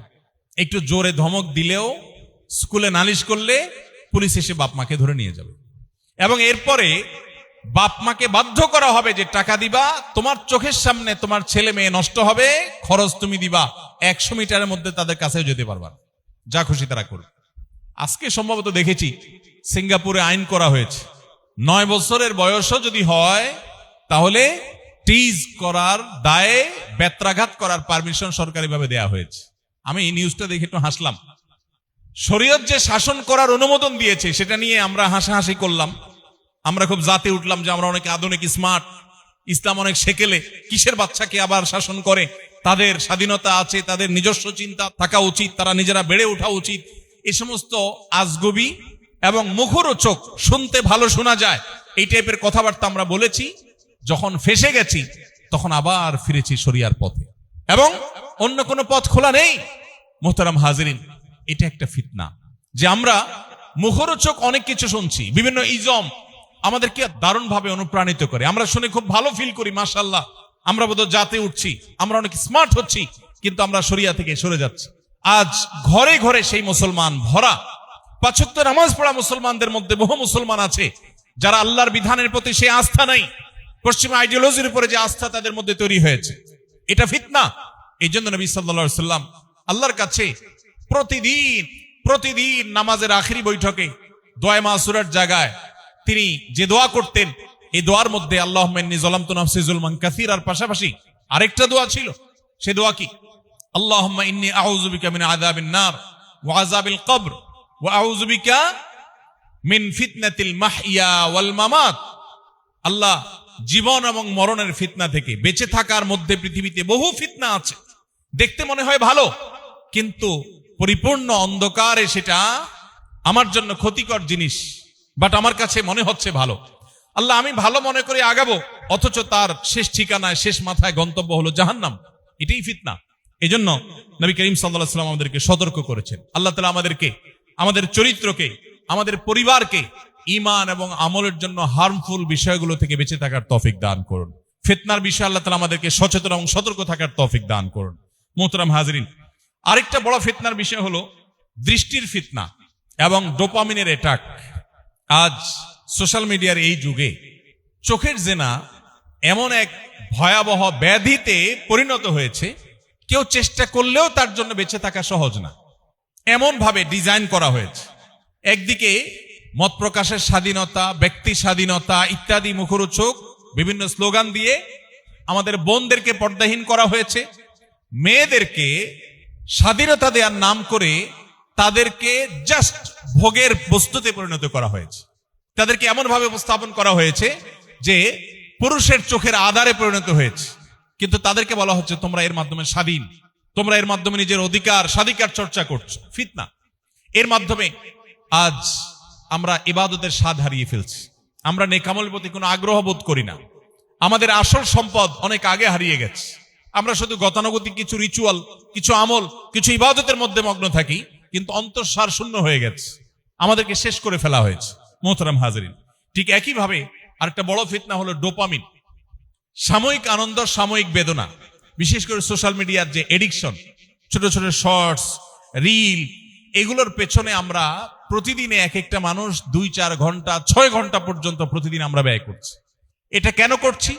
আখেরাত তো পরের কথা, পার্থিব আমার কোনো উপকার বয়ে আনবে? ডেফিনেটলি না, কিন্তু আমরা করছি এবং নিজের সব সময়কে সেখানে নষ্ট করছি। এর ফলে আমাদের মস্তিষ্কের চিন্তার সক্ষমতা কমে যাচ্ছে, আমাদের নৈতিক সিদ্ধান্ত গ্রহণ করবার শক্তি কমে যাচ্ছে। এজন্য দেখবেন সমাজে সেই নীতিবান মানুষ আর পাওয়া যায় না। যত পেছনে যাবেন, আমি আবারও বলি, যত পেছনে যাবেন আপনি দেখবেন আদর্শবান মানুষ সমাজে কিছু হলেও থাকতো, আর এখন লেবাসালা মানুষ আছে, ভালো মানুষ নেই। প্রত্যেকটা মানুষ নৈতিক শক্তি এটা হারিয়ে ফেলেছে। এটা দুনিয়াতে যে ফিতনা ছড়িয়ে আছে এর ফলশ্রুতি।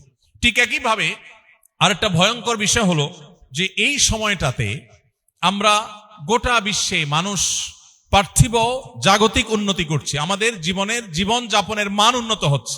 প্রত্যেকটা দেশে মানুষ দিন দিন আমরা জীবন যাপনের মান উন্নত করছি, কিন্তু আমাদের মধ্যে যে পরিমাণ ডিপ্রেশন, হতাশা, এটা বেড়ে চলেছে। বিশ্ব স্বাস্থ্য সংস্থা বলছে 2030 সালের মধ্যে পৃথিবীর সবচাইতে বড় এবং সবচাইতে বেশি পরিমাণে যে রোগে মানুষ আক্রান্ত হবে সেটার নাম ডিপ্রেশন। অলরেডি পৃথিবীতে উন্নত দেশগুলোতে বয়স্করা তো অনেক পরের কথা, ছোট ছোট শিশুরা ডিপ্রেসড, ঘরে ঘরে আত্মহত্যা, ছোট বাচ্চারা আত্মহত্যা করে। বৈষয়িক উন্নতির কোনো অভাব নেই, জীবন যাপনের উপকরণ, শৌখিনতার উপায় উপকরণ কোনটার কোনো অভাব নেই, কিন্তু দিনহীন, আল্লাহর আনুগত্যহীন, ঈমানহীন, ঈমানে চেতনাহীন এই আধুনিক জীবন, এটা মানুষকে বাহ্যিক বিলাসিতা দিতে পারে কিন্তু আভ্যন্তরীণ প্রশান্তি কেড়ে নেয়। যারা উন্নত দেশে আছেন, যারা দুনিয়াতে বিভিন্ন উন্নত দেশগুলোতে সফর করার সুযোগ হয়েছে, তারা ভালো বলতে পারবেন যে বাচ্চারা পর্যন্ত ডিপ্রেসড প্রত্যেকটা ঘরে ঘরে। জাপানের মতো উন্নত দেশ, পৃথিবীর সবচেয়ে উন্নত দেশগুলোর সবচেয়ে সুখী দেশগুলোর যে তালিকা, নরওয়ের মতো দেশ, আরো বিভিন্ন দেশ যেগুলো সুখী দেশের একেবারে টপ লিস্টে আছে, আপনি খবর নিয়ে দেখেন সবচেয়ে বেশি আত্মহত্যার পরিমাণ, সবচেয়ে বেশি ডিপ্রেশনের পরিমাণ এই সমস্ত দেশগুলোতে। সুখের উপকরণে কোনো শেষ নেই, কোনো অপরাধ হয় না, চোর ধরা পড়ে না, ডাকাত ধরা পড়ে না, খুনি ধরা পড়ে না। এত সাইলেন্ট, এতটা কোয়াইট, এত বাহ্যিক দৃষ্টিকোণ থেকে শান্ত দেশ, কিন্তু মানসিক শান্তি কারণ নেই। শান্তির সমস্ত ব্যবস্থা আছে, দুনিয়াটাকে জান্নাতে পরিণত করার জন্য যা লাগে সেরকম করে ফেলেছে। তাদের পরিবেশ, তাদের প্রতিবেশ, তাদের নিয়ম, তাদের সিস্টেম এত ভালো যে মনে হবে সেখানে গেলে মানুষ শান্তির সাগরে বসবাস করবে, কিন্তু না, মানুষ দুঃখের সাগরে বসবাস করে। আল্লাহ রাব্বুল আলামিন দিন ছাড়া দুনিয়ার সমস্ত সম্পদ একত্র করলেও কেউ আল্লাহ তাআলা সেখানে শান্তি রাখেন নাই। আর যদি দিন থাকে, ঈমানি চেতনা থাকে, তার ভিতরে যদি দুনিয়ার পার্থিব বিষয়গুলো যদি কম ঘাটতিও থাকে, আল্লাহ তাআলা সেখানে শান্তি রেখেছেন। মোহতারাম হাজরিন, আজ আখেরি জামানায় আমরা বসবাস করছি যেখানে ঈমান ধরে রাখা কঠিন হয়ে যাচ্ছে, কারণ পৃথিবীটাকে ডিজাইন করা হয়েছে সেভাবে। হারাম অর্থনীতির বাধ্যবাধকতা, এটা আরেকটা ফিতনা। এই যুগে বিশ্বের আমাদের টাকা পয়সাগুলো নিয়ে মাতবুরি করা যে মোড়ল রাজ, গরিব মানুষদের টাকাগুলোকে ব্যাংকগুলো যেভাবে নিয়ে নেয় বিভিন্ন সিস্টেমের মাধ্যমে, এই অর্থ ব্যবস্থা গোটা পৃথিবীকে এমন ভাবে সুদের উপর দাঁড় করিয়েছে, আল্লাহ তাআলা কোরআনে যেটাকে বলেছেন আল্লাহর সাথে যুদ্ধ করার শামিল, সেরকম ভয়ঙ্কর বিষয়কে পৃথিবীতে এমন ভাবে এস্টাবলিশ করা হয়েছে ব্যক্তিগতভাবে কোনো মানুষ যদি চায় 100 ভাগ হালাল জীবন যাপন করবে, তাহলে তার জঙ্গলের গহীনে চলে যাওয়া ছাড়া কোনো পথ তার সামনে খোলা নেই। সে মসজিদের ইমাম হতে পারে, সে বড় খতিব আলোচক হতে পারে, সে মসজিদে সারাদিন বন্দী থাকতে পারে, কিন্তু সুদের ভয়াবহতা থেকে সে চাইলেও বাঁচতে পারবে না। রাষ্ট্র তার পক্ষ থেকে সুদি লোন নিয়ে রাষ্ট্র চালাতে হবে, সিস্টেমটাই সেভাবে ডেভেলপ করা হয়েছে। এটা একটা ফিতনা, চাইলেও মানুষ বাঁচতে পারছে না। এই সমস্ত হারামগুলো মানুষ ইবাদতের স্বাদ কেড়ে নেয়। হ্যাঁ, আপনি নিজে সুদের কারবার করেন নাই, গুনাহ আল্লাহর কাছে হবে না, কিন্তু গুনাহের প্রভাব সেটা ঠিকই আপনার জীবনে পড়বে। সেই ফিতনা আজ আমাদেরকে ছেয়ে এনেছে। প্রিয় ভাইরা আমার, তথ্য বিভ্রাট এবং ইনফোডেমিক এটা আরেকটা বড় ফিতনার বিষয়।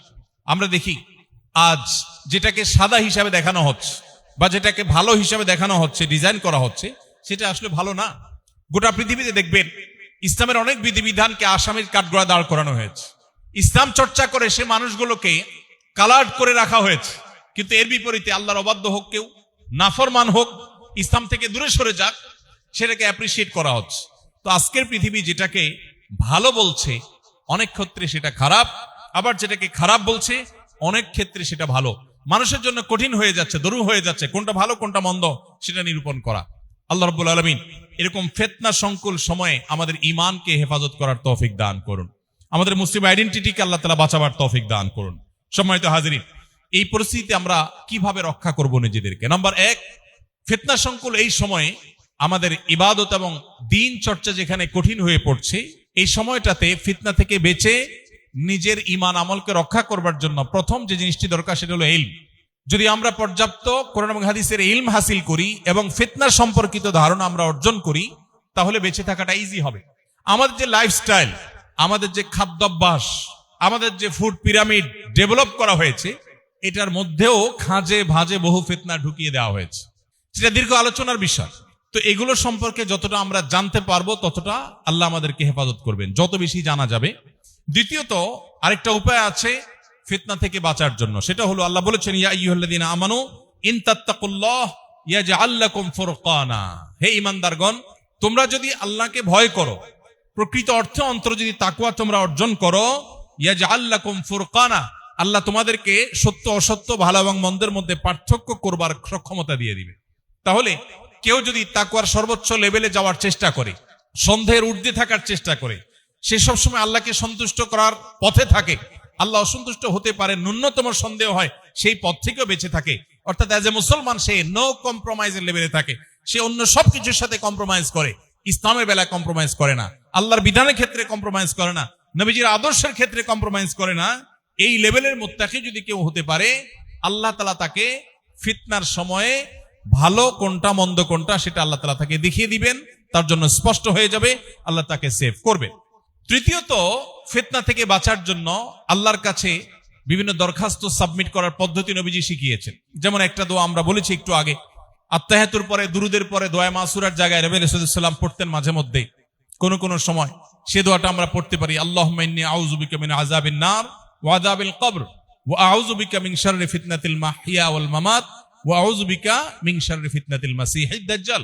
আল্লাহ জীবন এবং মরণ এবং দাজ্জালি ফিতনা থেকে আপনার থেকে আমরা পানা চাই, এই দোয়া আল্লাহর কাছে নিবেদন করা। সূরা কাহাফ, নবী সাল্লাল্লাহু আলাইহি ওয়াসাল্লাম বলেছেন, সূরা কাহাফের তিলাওয়াত মানুষকে আখেরি জামানায় ফিতনা থেকে রক্ষা করবে, বিশেষ করে দাজ্জালের ফিতনা থেকে। সূরা কাহাফের প্রথম 10টি আয়াত যে ব্যক্তি মুখস্থ করবে, বুঝবে এবং এটাকে নিজের ভিতরে সংরক্ষণ করবে, তিলাওয়াত করবে, এই 10টি আয়াতের হিফজ এবং মুখস্থকরণের মধ্য দিয়ে আল্লাহ তাকে দাজ্জালের ফিতনা থেকে কিয়ামতের আগে যখন ফিতনায় মানুষ নিমজ্জিত হবে, আল্লাহ তাকে সেভ করবেন। এই সমাজে খুব অল্প সংখ্যক মানুষ আছে যে মুসলিম, আবার ফিতনা থেকে আল্লাহ তাকে বাঁচিয়েছেন। তো সেই সৌভাগ্যবান মানুষদের কাতারে শামিল হতে হলে সূরা কাহাফের তিলাওয়াত করতে হবে। পুরো সূরা কাহাফটাই হলো ফিতনা মুক্তির অত্যন্ত গুরুত্বপূর্ণ একটা আমল এবং টনিক। পুরো সূরা কাহাফের মধ্যে আপনি দেখবেন আল্লাহ রাব্বুল আলামিন বিভিন্ন ফিতনা সম্পর্কে আলোকপাত করেছেন। ঈমানের জন্য ফিতনা ছিল আসহাবে কাহাফের যুবকদের বেলায়, ঠিক এরপরে আল্লাহ তাআলা দুই ভাইকে একটা ফিতনায় নিপতিত করেছেন সম্পদের মধ্য দিয়ে।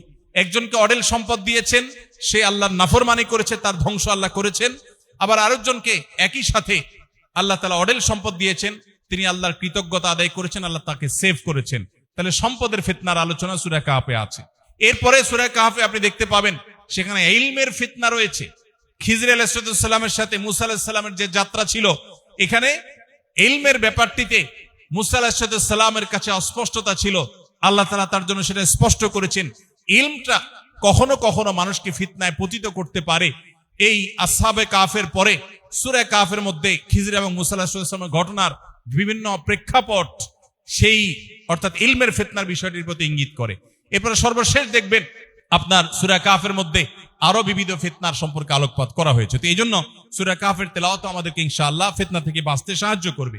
এবং এই যুগে বিশেষ করে ডিজিটাল যে সমস্ত ডিটক্স এগুলোর ব্যাপারে সচেতনতা, এটাও আমাদের ঈমান আমলকে হেফাজত করার জন্য এবং ফিতনা থেকে বেঁচে থাকার জন্য যথেষ্ট। প্রতিদিন একটা সময় আল্লাহর সাথে একান্তে কথা বলা দরকার। আমাদের এখন একান্তে কথা বলতে কিছু নেই। মোবাইল টিপতে টিপতে, ফেসবুক টিপতে টিপতে আমরা শেষ বন্ধ করে নামাজে দাঁড়াই। নামাজ ভর ফেসবুকে যা দেখেছি, যা স্ক্রল করেছি ওইগুলো ভাবি, রুকুতে সিজদাতেও সেগুলো ভাবি, নামাজ পড়ি, কিন্তু আমার মনোযোগ আসলে নামাজে নাই। এই ইবাদতটা শুধু ইবাদতের খোলস আছে, অন্তঃসার শূন্য, না কোনো তৃপ্তি আছে, না এর কোনো উপকারিতা আছে। এগুলো থেকে বাঁচার জন্য সংগ্রাম করা দরকার এবং আল্লাহর সাথে একান্তে ইবাদতের জন্য সময়গুলো ফারেক করা দরকার। আপনি দেখবেন ৫ ওয়াক্ত ফরজ নামাজের আগে পরে নবী আলাইহিস সালাম আমাদেরকে যে সুন্নাহ নামাজের নির্দেশনা দিয়েছেন, ইসলাম মূলত আমাদেরকে প্রিপেয়ার্ড করার জন্য সেগুলো দেওয়া হয়েছে। দেখুন, আপনি ফজরের আগে 2 রাকাত সুন্নাত আছে, যোহরের ফরজ নামাজের আগে 4 রাকাত সুন্নাত আছে, ঠিক আসরের ফরজ নামাজের আগে 4 রাকাত নফল আছে। মাগরিবের আগে নিয়মতান্ত্রিক কোন সুন্নাহ নামাজ যদিও নেই, কিন্তু সূর্য ডুবার পর মাগরিবের নামাজের মাঝে 2 রাকাত নামাজের কথা বুখারীতে আছে। সেটার ব্যাপারে উলামায়ে হানাফের এটা সুন্নাত হওয়ার ব্যাপারে ভিন্ন মত আছে, কিন্তু মাগরিবের নামাজের পরে আবার আপনি 2 রাকাত সুন্নাত আছে সন্ধ্যের ঊর্ধ্বে এবং মতপার্থক্যের ঊর্ধ্বে। এশার নামাজের আগে আপনার নফল নামাজ আছে, পরে 2 রাকাত আছে। প্রত্যেক নামাজের আগে এই যে নফল নামাজ, সুন্নাত নামাজ রাখা হয়েছে, এটা হলো ফরজ নামাজের আগে যাতে আপনি প্রিপারেশন নিতে পারেন, রিহার্সাল করতে পারেন। তারও আগে আপনি ওযু করতেছেন, আপনি কাপড় পবিত্র রাখছেন, নামাজের জায়গায় পবিত্র রাখছেন, এগুলো সবগুলো হলো পার্ট অফ নামাজের প্রিপারেশন। কিন্তু দুর্ভাগ্যজনক বাস্তবতা হলো যে আমাদের এগুলোর প্রতি আজ কোনো মনোযোগ নেই, কারণ সোশ্যাল মিডিয়া আমাদেরকে শেষ করে দিচ্ছে। এই জন্য এগুলো থেকে বেঁচে থাকা জরুরি। ইকোসিস্টেমের মধ্যে পরিবর্তন করা, অর্থাৎ সাহচর্য এবং সান্নিধ্য, সার্কেল চেঞ্জ করা। বিশেষ করে দ্বীন ঈমান হেফাজত যদি করতে চাই, ফিতনা থেকে যদি বাঁচতে চাই, তাহলে সেক্ষেত্রে আমাদেরকে এই যুগে স্পেশালি প্রত্যেকটা মানুষকে দ্বীনি সার্কেল মেনটেন করতে হবে। যেখানে দিনদার, মুত্তাকি, পরেজগার মানুষ থাকবে, সেখানে আমি যাব। আমার প্রতিবেশী হবে ভালো মানুষ, আমার সন্তানটা যে শিক্ষা প্রতিষ্ঠানে পড়বে সেখানে আল্লাহভীরু মানুষ থাকবে, তাদের মধ্যে আল্লাহর ভয় থাকবে। আমি সেই জিনিসটাকে সবচেয়ে বেশি প্রায়োরিটি দিব। এইভাবে যদি করতে পারি, তাহলে ডিজিটালের সমস্ত ফিতনা থেকে বেঁচে থাকা সম্ভব ইনশাআল্লাহ। এর বাইরে আমরা আজকের পৃথিবী যেটাকে ভালো বলছে, সেটা আসলে ভালো কিনা এটা মাপবো হলো কোরআন এবং হাদিসের কষ্টি পাথরে। কোনোটাকে যদি মন্দ বলে, তাহলে সেটাকে মন্দ মনে করার আগে কোরআন এবং হাদিস মন্দ বলছে কিনা সেই কষ্টি পাথরে পরিমাপ করার চেষ্টা করব। এর মাধ্যমে আশা করা যায় ইনশাআল্লাহ ফিতনা থেকে আমরা বেঁচে থাকতে পারবো। ভাইরা আমার, আখেরি জামানাতে শেষ সময় যখন ঈমান এবং আমল ধরে রাখা কঠিন হবে, এই ফিতনা সংকুল সময় যদি কেউ নিজের মুসলিম আইডেন্টিটিকে বাঁচাতে পারে, সবাই যখন হারাম রিলেশনে যাবে, কোন যুবক যদি নিজেকে বাঁচাবার চেষ্টা করে, কোন তরুণী যদি নিজের চরিত্রকে হেফাজত করার জন্য সংগ্রাম করে, সবাই যখন হারামকে ডাল ভাত মনে করে, কেউ যদি হারামকে ছেড়ে না খেয়ে থাকা, চাকরিহীন থাকা, বেকার থাকাটাকে অ্যাপ্রিসিয়েট করতে পারে, তার মর্যাদা কি? নবী করিম সাল্লাল্লাহু আলাইহি সাল্লাম বলেছেন, যেটি তিরমিজিতে বর্ণিত হয়েছে, নবীজি বলেছেন, আমার পরে একটা সময় আসবে, তোমাদের পরে, সাহাবীদেরকে বলছেন যে তোমাদের পরে একটা সময় আসবে যখন দ্বীনের উপরে টিকে থাকাটা জ্বলন্ত আগুনের কয়লা বা জ্বলন্ত কয়লা হাতে রাখার চাইতে বা রাখার মতো কঠিন হবে। এরকম সময় আসবে যখন ওই সময়টাতে যে ব্যক্তি দ্বীন এবং ঈমান রক্ষা করবে, নেক আমল করবে, তাকওয়া চর্চা করবে, ওই ফিতনার সময় নিজেকে বাঁচিয়ে রাখবে, তার একজনের বিনিময় হবে তোমাদের 50 জনের সমান। সাহাবীদেরকে বলা হচ্ছে, তোমরা 50 জন নেক আমল করে আল্লাহর কাছে যে পরিমাণ রিওয়ার্ড এবং বিনিময় লাভ করবে, ওই সময়টাতে ফিতনা মোকাবেলা করে প্রতিকূল পরিবেশে মুসলিম আইডেন্টিটিকে বাঁচাবার জন্য সংগ্রাম করে যদি কেউ টিকে থাকতে পারে, হারাম থেকে বাঁচিয়ে রাখতে পারে, তাহলে আল্লাহ তাআলা তাকে তোমাদের 50 জনের মর্যাদা ওই একজনকে দিবেন। কেন? কারণ সাহাবীদের সামনে চ্যালেঞ্জ বা বাধা, ফিতনা এত বেশি ছিল না, আজকে যত বেশি ফিতনা আছে। নবী রাসূলুল্লাহ সাল্লাল্লাহু আলাইহি ওয়াসাল্লাম সেজন্য সুসংবাদ আমাদেরকে দিয়েছেন। ঠিক একইভাবে নবী রাসূলুল্লাহ সাল্লাল্লাহু আলাইহি ওয়াসাল্লামের কাছে প্রশ্ন করা হয়েছে, ইয়া রাসূলুল্লাহ, 50 জনের সওয়াব একজনকে দেয়া হবে, মানে তাদের 50 জন? বলছেন না, তাদের 50 জন না, তোমাদের 50 জনের সওয়াব তাদের একজনকে দেওয়া হবে। এরকম আরো বহু বহু হাদিস আছে, যে হাদিসগুলোর মাধ্যমে বোঝা যায় যে ফিতনা সংকুল সময় ইমানের উপর টিকে থাকার প্রয়োজনীয়তা কত বেশি এবং এর ফজিলত কত বেশি। এবং কোন কোন হাদিসে আসছে নবী রাসূলুল্লাহ সাল্লাল্লাহু আলাইহি ওয়াসাল্লাম বলেছেন, ফিতনার সময় যদি কেউ ইবাদতে মশগুল থাকে, নেকামলে ব্যস্ত থাকে, তাহলে সে নবী আলাইহিস সালামের কাছে হিজরত করে যে এসেছেন সাহাবীরা, তার কাছে হিজরত করে আসার মতো মর্যাদার সমান মর্যাদা পাবে ওই ব্যক্তি, যে ব্যক্তি ফিতনার সময় নেকামলের মধ্যে মশগুল থাকবে। আল্লাহ রাব্বুল আলামিন এই কঠিন সময়ে আমাদেরকে ঈমান আমলকে সবকিছুর উপর অগ্রাধিকার দেওয়ার তৌফিক নসিব করুন। আমরা চেষ্টা করব তো ইনশাআল্লাহ। মোহতারাম হাজিরিন, এর জন্য দরকার ঐকান্তিক প্রচেষ্টা, এর জন্য দরকার আন্তরিকতা, এর জন্য দরকার চ্যালেঞ্জ বোঝা। আজকের এই পৃথিবীতে আপনি যেদিকে তাকাবেন দেখবেন সবাই জাহান্নামমুখী যাত্রার জন্য সবাই প্রস্তুতি গ্রহণ করে বসে আছে। আপনি দিনের ক্ষেত্রে নো কম্প্রোমাইজের লেভেলে থাকা মানুষ খুব বেশি এটা খুঁজে পাবেন না। দেখবেন সবাই কম্প্রোমাইজ করে ফেলে। ঠিক আছে, নামাজ কালাম পড়ি, আরে পরে হবে, অসুবিধা নেই। বিয়ের অনুষ্ঠানে আসছি, এখানে একটু সামাজিকতা সৌজন্যতা আছে না, সব জায়গা পর্দা করলে চলে নাকি? একটু আধটু গান বাজনা তো চলা করতে হয়, আরে এত বাস্তি কি সমাজে চলা যায় নাকি? আল্লাহর কাছে মাপ চেয়ে নিব। এগুলো সব হলো দিনের ক্ষেত্রে কম্প্রোমাইজ, এগুলো সবগুলোই ফিতনা, দিনের উপরে টিকে থাকার ক্ষেত্রে বাধা। নো কম্প্রোমাইজের লেভেলে থেকে ঈমান চর্চা করা, আমল চর্চা করা, পরিপূর্ণ মুসলমান হওয়া, পরিপূর্ণভাবে দিনের উপরে প্রবেশ করা, এই মানুষের পরিমাণ আজ সমাজে সবচাইতে কম। আল্লাহ রাব্বুল আলামিন আমাদের সবাইকে সেরকম খাঁটি মুসলমান হওয়ার তৌফিক নসিব করুন। আমরা সবাই চেষ্টা করব তো ইনশাআল্লাহ। আল্লাহর কাছে আমরা দোয়া করব। নবী আলাইহিস সালাম দোয়া করতেন, আল্লাহুম্মা ইন্নী আউযু বিকা মিনাল ফিতান মা যাহারা মিনহা ওয়া মা বাতান। আল্লাহ, আপনার কাছে ফিতনা থেকে পানা চাই, প্রকাশ্য ফিতনা, অপ্রকাশ্য ফিতনা, সকল প্রকার ফিতনা থেকে আপনার কাছে পানা চাই। আমরা ঠিক একই ভাবে আল্লাহর কাছে দোয়া করব। আমরা একটু বলি, আল্লাহুম্মা ইন্নী আউযু বিকা মিনাল ফিতানি মা যাহারা মিনহা ওয়া মা বাতান। এর অর্থ হলো, আল্লাহ, যে সমস্ত ফিতনাগুলো স্পষ্ট আর যেসব ফিতনাগুলো বোঝা যায় না, ধোঁয়াশা, বিভ্রান্তি, কোনটা ভালো কোনটা মন্দ, কোনটাতে তুমি খুশি হবে কোনটাতে অসন্তুষ্ট হবে স্পষ্ট না, এরকম ধোঁয়াশাপূর্ণ যে সমস্ত ফিতনা আছে, এগুলো থেকে তুমি আমাদেরকে রক্ষা করে হেফাজত করো। আল্লাহ তাআলা আমাদের সবাইকে, আমাদের ঈমানকে, আমাদের আমলকে, আমাদের ফ্যামিলি পরিবারের সদস্যদের ঈমান আমলকে এই কঠিন ফিতনার সময়ে পরিপূর্ণভাবে সেভ করা এবং সেটাকে হেফাজত করা, আল্লাহর প্রিয় বান্দা হিসাবে, খাঁটি মুসলিম হিসাবে গড়ে তোলার তৌফিক আল্লাহ তাআলা আমাদেরকে দান করুন। আমরা যদি সবাই চেষ্টা করি, সবাই যদি সচেতন থাকি, ইনশাআল্লাহ এটা কষ্টসাধ্য হলেও অসম্ভব নয়। আল্লাহ তাআলা অবশ্যই আমাদেরকে রাস্তা দেখাবেন। আল্লাহ বলেছেন, ওয়াল্লাযীনা জাহাদু ফিনা লানাহদিয়ান্নাহুম সুবুলানা। যারা আমার রাহে আসার জন্য চেষ্টা করবে তাদেরকে অবশ্যই আমি বিবিধ রাস্তা দেখাবো। আপনি সমাজে এখন বহু মুসলমান পাবেন, সিরিয়াস মুসলমান, পূর্ণাঙ্গ মুসলমান, কোন ছাড় দেয় না ইসলামের ক্ষেত্রে, এই মুসলমান আপনি খুব বেশি পাবেন না। দেখবেন সবই ভেজাল মুসলমান, সবই ভেজাল মুসলমান। ব্যবসা বাণিজ্য করছেন, চাকরি বাকরি করছেন, স্কুল কলেজে যাচ্ছেন, পড়াশোনা করছেন, বিভিন্ন সেক্টরে দেখবেন বিভিন্ন জায়গায় তার দিনকে তিনি কম্প্রোমাইজ করে ফেলছেন। তিনি দুনিয়াকে কম্প্রোমাইজ করছেন না, তিনি দিনকে কম্প্রোমাইজ করছেন। এই মানুষ দেখবেন ভরা, কিন্তু সেই মানুষ আপনি চিরুনি অভিযান করে খুঁজে বের করা কঠিন হয়ে যাবে, যে মানুষ তার দিনকে, ঈমানকে সবকিছুর উপরে উঁচিয়ে রাখে। আল্লাহ তাআলা আমাদেরকে সেরকম খাঁটি মুসলমান হওয়ার তৌফিক দান করুন। ভেজাল মুসলমানের কোনো মূল্য দুনিয়াতে নেই। আজ যে অপমান অপদস্থ আমরা, আজ যে আমরা পিছিয়ে পড়ছি, এর মূল বিষয়টাই হলো এটি যে আমরা দিন থেকে দূরে সরে গেছি। সাহাবায়ে কেরাম তারা বিশ্ব শাসন করেছেন, বিশ্ব তাদের পায়ের নিচে এসেছে, গোটা বিশ্বকে তারা দিয়েছেন, কারণ তারা সেরকম ঈমানদার ছিলেন, তাদের সে নেক আমল ছিল। আজ আমরা সেই জায়গা থেকে সরে গেছি। আল্লাহ আমাদেরকে ফিরে আসার তৌফিক নসিব করুন। আস-সুন্নাহ ফাউন্ডেশন, উম্মার স্বার্থে সুন্নাহর সাথে।